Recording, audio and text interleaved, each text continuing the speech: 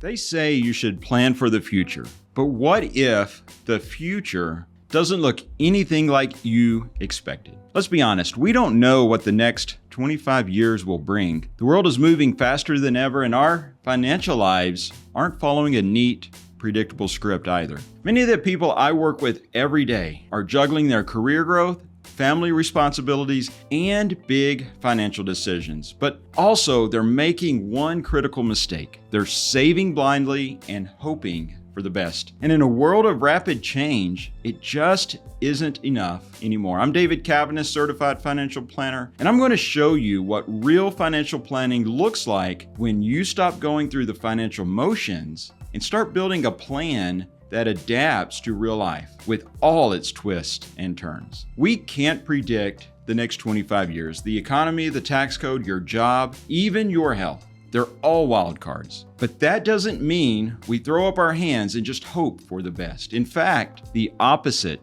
is true. So I want to share with you 3 pillars of real-world financial planning. And these are the things you must get right if you want flexibility, freedom, and options down the road, no matter what life throws at you. We need to start with the one thing we're all working towards: retirement. Because how you save matters as much as how much you save. You're probably already saving for retirement, and that's great, but just maxing out your 401k isn't always enough or even the right move. You want to ask, am I saving the right amount based on the lifestyle I want?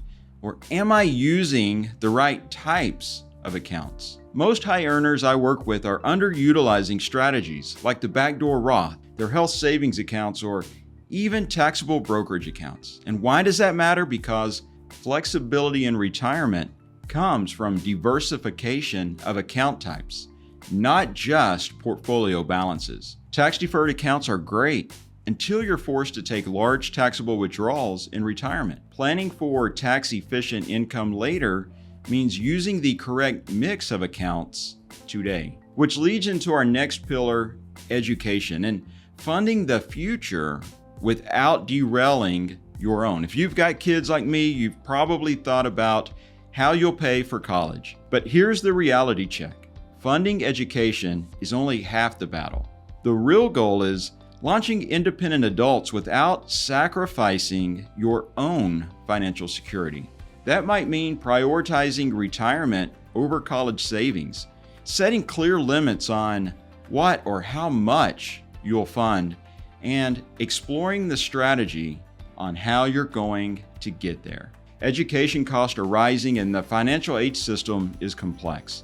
Planning early and clearly is key, not just for dollars and cents, but for financial dynamics too. And our last pillar is learning how to protect the plan if you can't be there. Let's talk about the uncomfortable part. What happens if you pass away or become seriously ill before retirement?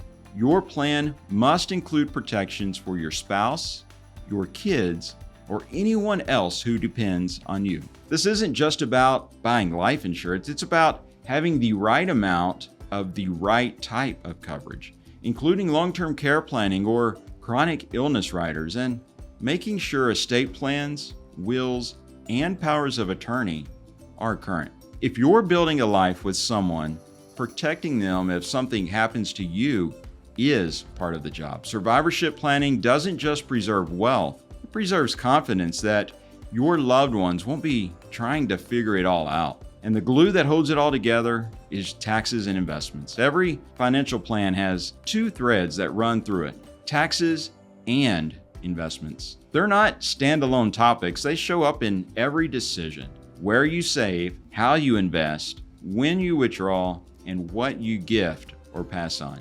Good planning means understanding today's tax landscape and anticipating tomorrow's. It means aligning your investments with both your time horizon and your goals, not just chasing after returns and bottom lines. The truth is, the numbers on a financial projection are only as good as the assumptions behind them. So we manage both taxes and investments with purpose to give those projections the best shot at becoming reality. Because finding success in our financial lives isn't about predicting every twist and turn. It's about building a plan that's flexible enough to handle them. When you focus on the right areas and tie everything together with smart tax and investment strategies, you give yourself the ability to adapt when life throws you the unexpected your way. Again, I'm David Caviness, certified financial planner and founder of Caviness Wealth Management. If you're ready to take control of your financial life, and not some fantasy version of it, but the real one that you're living every day, let's talk. I'd encourage you to visit my website at cavinesswealth.com, where you can schedule time for initial consultation. You can join my newsletter and stay abreast of other tips and good ideas as you plan for your retirement. And if you found this video helpful, please like and subscribe.